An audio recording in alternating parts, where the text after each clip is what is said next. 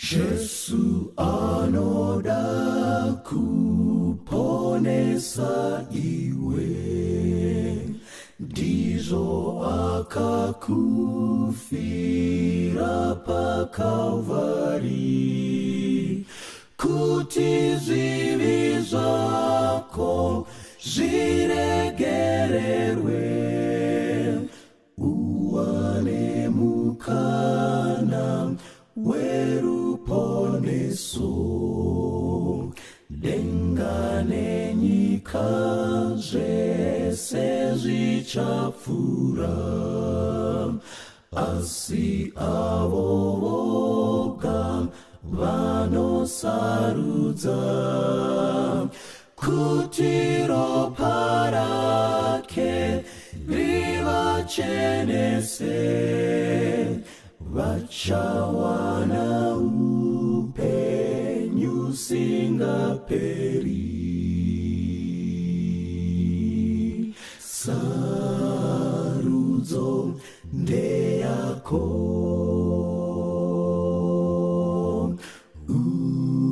upenyu kana rufu, uchazofara ukamugamuchira, uchazochema ukamufuratira. Sarudzo ndeyako, upenyu kana rufu, uchazofara ukamugamuchira, uchazochema ukamufuratira. Usanyengerwe nezviro zvenyika, upfumi kana masimba enyika hazvingagari nokusingaperi.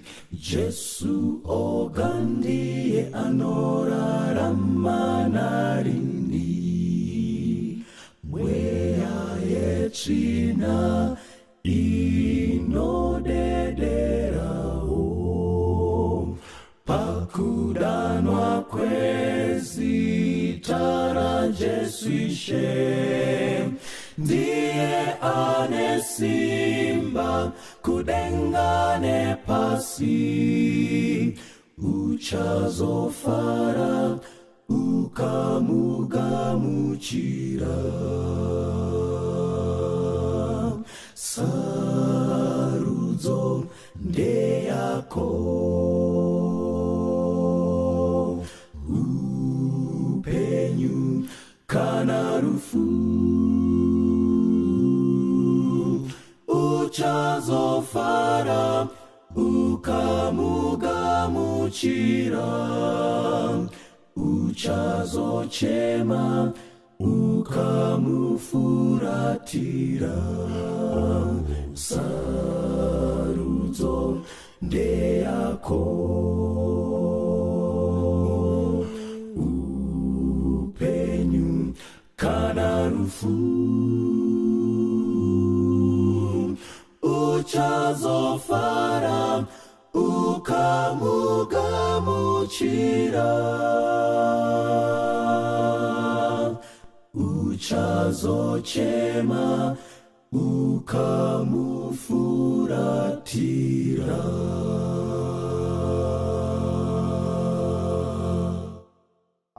Musoro wedu wenyaya unoti kereke yaMwari. Ndo chidzidzo chatinoda kudzidza mukati mezuva ranhasi. Toda kudzidza pamusoro pekereke yaMwari. Muchaona kuti chinhu chinonzi church chinhu chakajairika mumazuva atinorarama. Machechi anotangwa at any time. Vanhu vanogona kungogara pasi vowirirana kutanga chechi. vamwe vari mudzimba dzavo vakaroteswa hope vanotanga chechi.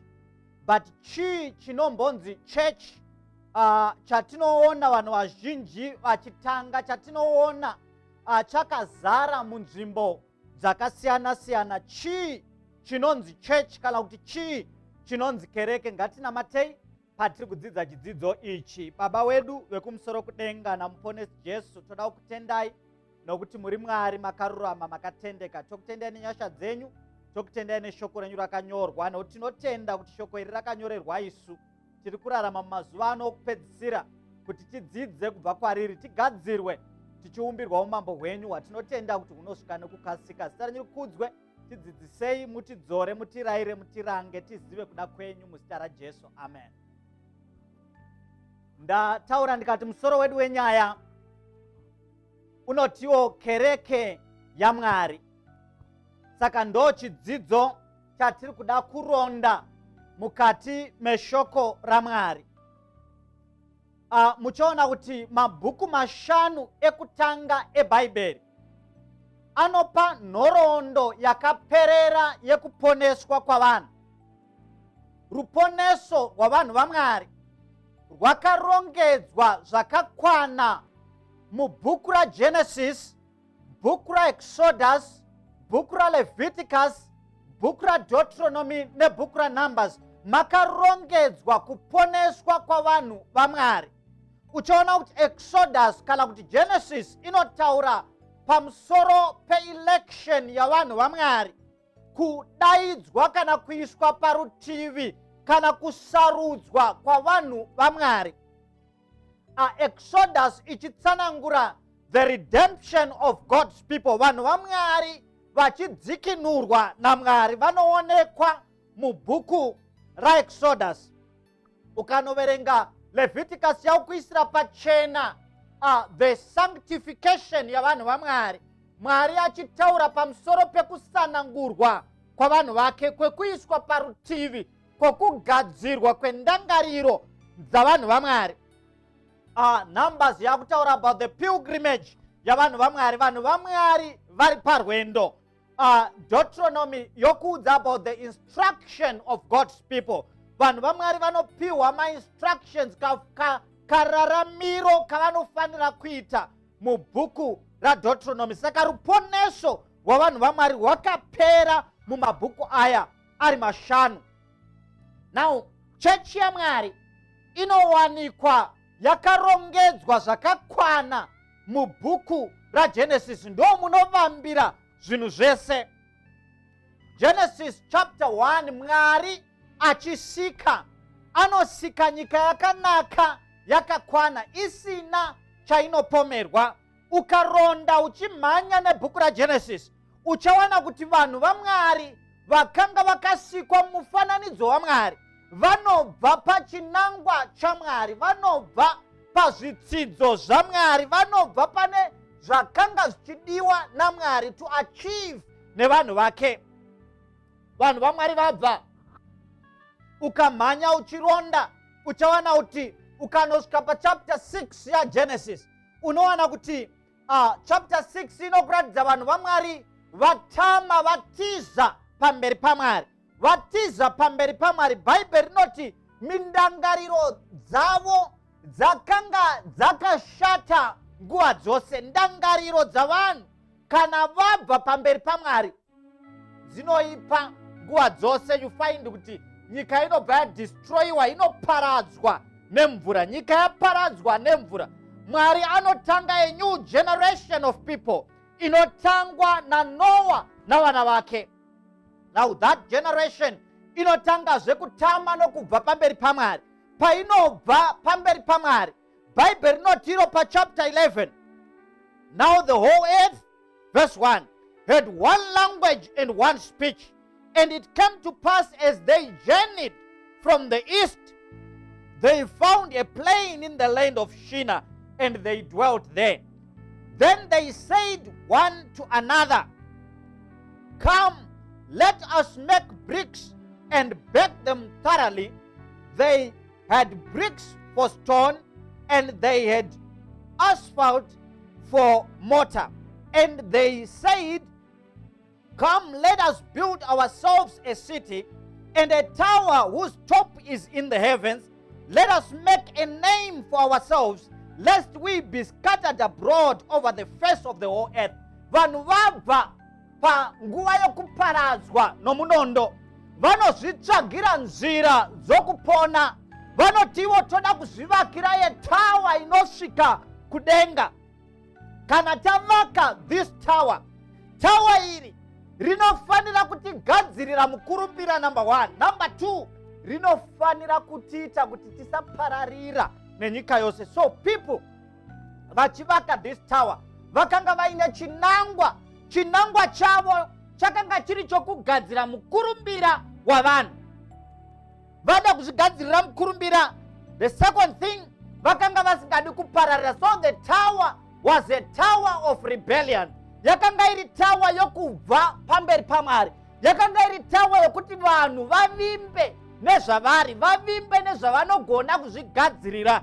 Then God on chapter 12 called Abraham. When everything had failed to worship God, the systems of the world dzakanga dzakundikana kushumira Mwari. Nzira dzavanhu dzakanga dzakundikana kushumira Mwari. The cultures of the world dzakanga dzakundikana kushumira Mwari. Then God called Abraham. But chapter 12 akati, now the Lord said to Abraham, that is verse 1, get out of your country, from your family, and from your father's household. Mwari akuda kugadzira rimwe boka ravanhu vane nzira dzakasiyana nedzevanhu vairarama mumazuva aAbraham. Saka Mwari akashandisa the principle of separation. Mwari kana achigadzira vanhu vanomushumira anoshandisa the principle of separation. He calls them out. Anovadana kubva muchita chakakura, anovadana kubva mumasystems akajairika, anovadana kubva mune zvemazuva iwayo, anovabvisa ovadana. Mwari haadi kuti vanhu vake varambe vari a common people. Anovabvisa from the commoners ovamisa parutivi vomira vari vanhu vaMwari. Saka bhaibheri riri kutiro mazuva akanga the cultures of the world dzakoniwa kushumira Mwari. Mazuva akanga the systems, the philosophies of the world dzakoniwa kushumira Mwari. The laws dzakanga dzichiiswa navanhu dzakundikana kushumira Mwari. Mwari anodaidza Abraham omutiye, get thee out of thy people. Anomubvisa muvanhu vekwake. Akuda kugadzira a generation that worships him. Akuda kugadzira a generation that fears his name. Akuda kugadzira a generation ine basa rokugadzira vanhu vachaenda kudenga. Saka anodaidza Abraham oti, Abraham, ibva kunyika yako nokuhama dzako nokuimba yababa vako, and I want you to see something. Now, vara rinoti church rinongobva pavara rechiGreek rinodziro ecclesia. Ecclesia richireva the called out, vakadaidzwa. Saka Mwari kana achigadzira kereke anogadzira vanhu vaanodana, and the purposes dzekudana kwaMwari dzinoonekwa pachapter iyo inoi. Number 1, Mwari achidana Abraham akamuti, get thee out of thy country.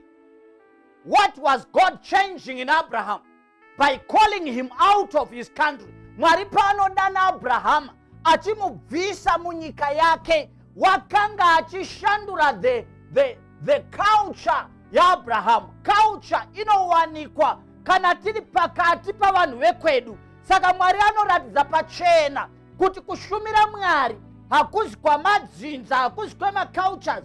Saka anoti, Abraham, get thee out of thy country. Uda kunyika yako. Number 2, anomutiye, out of thy father's household.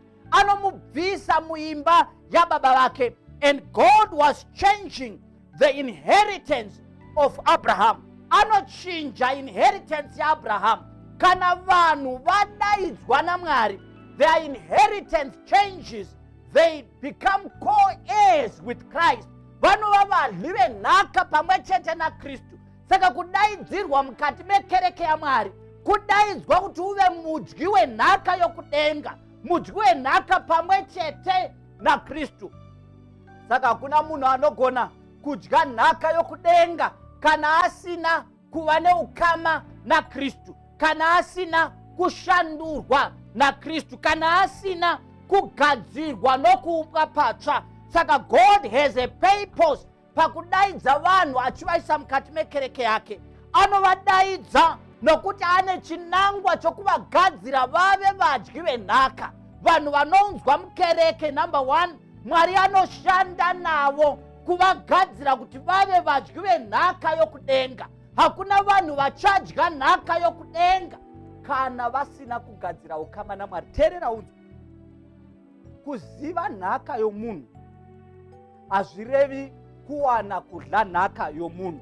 Vanodla nhaka yomunhu ndevane ukama naye, vanogadzira ukama naJesu ndo vanodla nhaka yokudenga. Saka kana tichida kudya nhaka youshe hwaMwari, tinofana kuuya pakereke yaMwari panodaidzirwa vanhu naMwari, the called out, pavanounganidzwa naMwari. Ndo patinoenda tonowana zvaMwari tiri panzvimbo yaanodaidzira vanhu. Saka Mwari anotiye panapa, Abrahamu, buda kuimba yababa vako. Ndokubva Mwari atiye, I will make you into a great nation. Oh, I want you to see something. Chapter 11, vanhu vepachapter 11 vakanga vachiti hatidi kuti tipararire nenyika yose. In other words, they were saying we want to make ourselves into a great nation. Vaida kuzvigadzira vave rudzi rukuru runomukurumbira panyika. Mwari wobva atiye, I will make you into a great nation. Teerera unzwa, Mwari ndiye anogadzira vanhu, Mwari ndiye anoumba vanhu so that they become a great nation. We don't make ourselves into a great nation. Remember, Jesu achidaidza vadzidzi vake, the 12 disciples, anotiye kwavari, follow me and I will make you fishers of men. Saka Mwari ndiye anogadzira vanhu mukati mekereke. Kana vanhu vachiuya mukereke, vanouya kuzogadzirwa, vanouya kuzoumbwa, vanouya kuzovakwa naMwari. Mwari wovapa the character yaanoda. Saka anotiye, Abraham, get thee out of the systems of the world and I will make you into a great nation. Vanouya pana Mwari, vanouya kuzogadzirwa, kuumbwa, kuita a great nation of God. Now kana tichitaura about a great nation, tiri kutaura about the quantitative growth of the church. Mwari akadana kereke yake, haana kungoidana kuti irambe iri a small church. God called his church so that inogrowa in numbers, but kukura kwechurch in numbers kunodependa pana Mwari. Hakuna kereke inokura nenzira dzavanhu. Vanhu vamazuva ano vane nzira dzakawanda dzekukudza machechi. Vamwe vacho vanoshandisa nzira dzenyika, vakaridza madhindindi, vakaita icho vakaita icho, trying to grow the church. But God is saying, I will make you into a great nation. It's God who grows his church. Saka kana vanhu vauya pachurch vanozvininipisa pamberi paMwari, Mwari kuburikidza navo okudza kereke yake. Vane basa rokuparidza evhangeri, asi vachiparidza musimba romweya mutsvene. Mweya waMwari ndo unosunda kereke kuparidza vhangeri, ndo unopa kereke vhangeri yokuparidza. They don't make the gospel for themselves because God is the one are in the process of growing his church. Saka kana vanhu vauya muchurch vanofanira kuziva kuti anokudza kereke yake ndiMwari, kwete vanhu, kwete nzira dzavanhu, kwete maonero avanhu, kwete mafungiro avanhu. They should fully depend on God because the church is a divine institution. Yakainstitutwa naMwari, chakagadzirwa naMwari, chinokudzwa naMwari. Saka Abraham anoudzwa unzi, I will make you into a great nation. I will bless you and make your name great. Now Marano ukainda pa chapter 11, vanhu vepa chapter 11 vanga vachitiwo toda kuzviitira mukurumbira ndo zita guru, toda kuzvigadzirira mazita makuru. But pa chapter 12 Mwari akudana Abraham ari kuti zita guru, a great name, is not given by what you do. Haripiwi nezvaunoita, rinopiwa nezvinoitwa naMwari. Ndosaka uchiona kuti kune vanhu vasingahli Mwari, vanogona kuita zvinhu zvikuru asi vagosara vane mazita maduku. Koita vamwe vanhu vanohla Mwari, vanoti vaita zvinhu zvidiki vanosara vane mazita makuru. Saka Mwari ndiye unopa mazita makuru. A great name is given by God. Kana munhu asina kupiwa zita guru naMwari, haasati ava nezita guru. Kana uchiverenga in the Hebrew mind, pamafungiro avaHebheru, kana vachitaura nezvezita vari kutaura nezvecharacter. Havasi kutaura nezvekungoti zita romunhu, vari kutaura nezvecharacter. Zviriko chero kwedu kuchivanhu, ukawa vanhu vachitaura kuti uya munhu haana zita, kureva kuti character dzavo hadzina kumira zvakanaka, maitiro avo haana kumira zvakanaka. So God is saying to Abraham, I will grow you qualitatively. God grows his church in quantity, in numbers, and he grows his church in quality. Ndiye anogadzira character yevanhu vanonamata Mwari, vanoumbwa naMwari, vanogadzirwa naMwari, vanopiwa the quality of character naMwari. Saka Mwari ari kuti I will grow the quality of your character. Ndichagadzira character yako. When you come into the church, you are coming to God, such that God will grow your character. Mwari anoda kugadzira character yako. Kana achikudanira mukati mekereke, ari kukudanira kuti agadzire character yako. Saka he doesn't want you to remain a common man. Kana wadanwa na Mwari, uri kubviswa kurudhende rwavanhu, so that you don't remain a common man. Kararamiro kako kanofanirwa kushanduka kana waiswa mukereke yaMwari. Kaitiro kako kanofanira kushanduka kana waiswa mukereke yaMwari. Church yaMwari hairarami semararamiro enyika. Church yaMwari haiiti semaitiro enyika, nokuti church iyi ndeyaMwari, yakatodaidzwa ichibva munyika. Saka haifani kuramba ichirarama senyika. Mwari anotiye, ndicharopafadza vanokuropafadza, ndigotuka vanokutuka. Obva atiye panapa, and all the families of the earth shall be blessed in you. So Mwari ari kudana Abraham to bless Abraham, but paari kudana Abraham to bless him, he is not blessing Abraham for the benefit only of Abraham, but God is blessing Abraham for the benefit of the whole earth. Ari kuda kuti pasi rose rizive Mwari kuburikidza naAbraham. Haasi kutsvaka kuti Abraham kana aropafadzwa, kuropafadzwa kwake kuve kwake, asi ari kuti kuropafadzwa kwako Abraham ndoda kuti kuve kwevamwe vose. God wants to move the whole earth, but in order for him to move the earth, he moves the church first. Anodana kereke yake, kereke yake akaidana kuti amove the whole earth. Saka church ichidaniwa na Mwari haina kudaniwa to define its mission, but yakadaniwa to a defined mission. The mission of the church to Abraham yanga yakadefiniwa, yakapera. Mwari akati kuna Abraham, ndakudana all the families of the earth, marudzi ose epasi anoropafadzwa mauri Abraham. Saka Mwari achidana kereke anoidana kuti marudzi epasi aropafadzwe mukereke yake. Anoidana kuti vepanyika vazive Mwari kuburikidza nekereke yaMwari.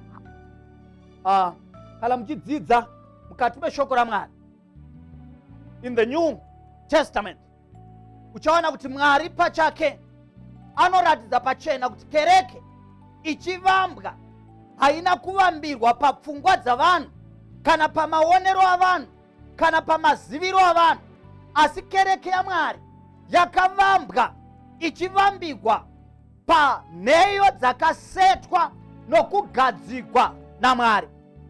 ukaverenga chapter 16 ya Matthew verse 18. Let me start on verse 17. Jesus answered and said to him, "Blessed are you, Simon Bar-Jonah, for flesh and blood has not revealed this to you, but my Father who is in heaven. And I also say to you that you are Peter, and on this rock I will build my church, and the gates of hell shall not prevail against it." DJs ari kugadzira kereke yake vakanga vachipinda paPhilippines namadisciples. Pavakanga vachinopinda paPhilippines namadisciples, Jesu anofunza madisciples, ko vanhu vanomboti ndinani? Vamwe vakati ndimi Jeremiah, vamwe vakati ndimi muprofita uya, vamwe vakati ndimi Isaya, vamwe vakati ndimi Elisha. Vanhu vaitaura zvakawanda pamusoro paJesu. And as they were talking about Jesus, they were giving him glory. But glory yakanga iri limited to human abilities. Vakanga vachiinzanisa Jesu navaprofita, vasingazivi kuti Jesu ndiye waituma vaprofita. Jesu ndobva abvunza kuti ko imwi munoti ndinani? Adzi imwi ndimi Kristu, mwanakomana waMwari. Jesu akati pamusoro pezvokwadi ndopandovakira kereke yangu. Upon this rock I will build my church. Pamusoro pechokwadi chinoti you are the son of the living God, ndopakavakirwa kereke yaMwari. Kereke yaMwari haina nhovo nheyo dzakavakirwa pavanhu, yakaiswa nheyo dzakatemwa padombo riri Kristu Jesu. Saka anotiye pamusoro peruware ndinovaka kereke yangu. Vakanga vambobva pakutaura kuti vanoti ndimi Jeremiah. Jesu akati handivaki kereke pana Jeremiah. Vanoti ndimi Elisha, zikanzi handivakiri pana Elisha. Vanoti ndimi Isaya, zikanzi handivakiri pana Isaya. Even though all these men were great before the Lord, vakanga vabatira Mwari zvakanyanya, but kereke haina kuvakirwa pamusoro pavo. Paanozotaura kuti you are the son of the living God, zikanzi upon this rock I build my church. Kereke yaMwari yakavakirwa panheyo dzakateiwa padombo riri Jesu Kristu. Anobva avimbisa, and the gates of hell will not prevail against the church. Sometimes the church might be shaken. Inogona kumbozungunuswa zvishoma, zvokuti kana takatarira kuzungunuswa kekereke tinogona kufunga kuti kereke ichadona. But we must know that no matter how much the devil shakes the church, the gates of hell will not prevail. Nokuti kereke yakavakirwa padombo, iro dombo riri Jesu Kristu. Kana uchinoverenga mubhuku ravakorinde Paul achitaura pamusoro pedombo iri, anoti iye vese vakamwa mvura padombo. Dombo ravakamwa ndiro Jesu Kristu, dombo rakavatevera murenje. Saka this very rock ndo pakavakirwa kereke yaMwari, ndo pakatemwa nheyo dzekereke yaMwari. Ukaona kereke yakuvakirwa panheyo dzomunhu, oziva kuti there is something wrong. Kereke ichagara, kereke inomira, kereke ichakunda, yakavakirwa padombo riri Jesu Kristu. Now ukaverenga Matthew chapter 28. Matthew chapter 28, Mwari achidana kereke haana kungoidaidza, akaidaidza aine chinangwa. Jesu amuka kubva kuvakafa, akutuma kereke yake mubasa. Anovati, go therefore and make disciples of all nations. Church ichidanwa, yakadanwa kuzadzisa zvakakona kuzadziswa navana vekwaIsraeri. Mwari akanga achida kuti vana vekwaIsraeri vave a blessing to the whole earth, but the children of Israel were so selfish. Vakava selfish, vakaita church yakanga iri yenation, yakanga isingabvi murudzi rwavo, vakaita church yechizvarirwa yokuti ndeyedu ndeyekumba kwedu. Mwari akadana the New Testament church, akaidana to fulfill the same mission of the Old Testament church. The mission of the church did not change. What changed was the composition of the church. Church yakava composed by people from all generations of the earth. Vaitenda muna Jesu ndo vakakomboza the church of God. Mwari akabati, go ye therefore and make disciples of all nations. Church in a universal mission. Church ya Mwari inofanirwa kuita mission iri universal. The church of God is not a Zimbabwean church. The church of God is not an African church. The church of God is a universal church. Church ya Mwari inofanirwa kumira iri universal, yakavakirwa padombo riri Kristu Jesu, yakatsamhira pana Mwari, yakaitwa founded by God himself. Haigoni kufoundwa nevanhu chechi yaMwari. The church of God has no founder ari munhu. Someone cannot claim to be the founder of the church of God. Kereke yaMwari yakawanikwa naMwari, ikapiwa a mission naMwari, a clearly defined mission. The mission of the church is to make disciples of all nations and baptizing them in the name of the Father and of the Son and of the Holy Spirit. Kuti vanhu vakwanise kugamuchirwa into this church. Jesu anotiye the nucleus of the church vashoma vangadana, anovati imwi vashoma, go ye therefore and make disciples of all nations, muvabhabhatidze muzita raBaba neremwanakomana neremweya mutsvene, so that they may be accepted into the community of believers. Vanogamuchirwa mucommunity yemabelievers, vanogamuchirwa through baptism in the name of the Father, the Son and of the Holy Spirit. And the church must teach them, that is verse 20, teaching them to observe all things that I have commanded you. Church haina kudaniwa naMwari kutanga zvinhu zvitsva. Jesu anotiye teach them to observe what I have commanded. We don't teach people what God has not commanded. We teach them to observe the commands of God. We don't come up with the gospel in the church. We don't make it up for ourselves. Mwari anotipa the gospel of the church. The church is the custodian of the truth of God. God has made the church the depositaries of the truth. Vakaitwa ndiwo vachengeti vezvokwadi yaMwari. Saka anotiye teach them to observe what I have commanded you. That is the duty of the church. Church haivambi zvinhu zvitsva, asi church inodzidzisa vanhu kuobserva zvakapiwa kare naJesu. Vamwe vanoclaima kuti kana vatanga machechi vatungamirirwa nomweya votanga zvinhu zvitsva. Jesu achitaura pamusoro pemweya uyu uchiuya kukereke, anoti kana mweya auya achakudzidzisai zvinhu zvinouya. Haazodzidzisi zvake asi unotora pane zvavo. Ndo zvinotaurwa naJesu. Saka mweya mutsvene is not coming even to start a new thing altogether in the church. Church yaMwari yakapiwa mission yokuparidza, kuparidza izvo Mwari akati zviparidzwe, kuzivisa izvo Mwari akati zviziviswe. Ndokubva Jesu atiye, lo, I am with you always, even to the very end of the world. Mwari anenge ari kurutivi rwesangano rake. Mwari anenge ari pakati pesangano rake. The church ndio chigaro chaMwari panyika. Mwari anogara mukati mesangano rake panyika, anozviratidza kuburikidza nesangano rake panyika. So if you want to see the hand of God, if you want to see the blessings of God, if you want to see God working in your life, then be part of his church. Accept the call of God. Maroba. Marakukomborere. Jesu.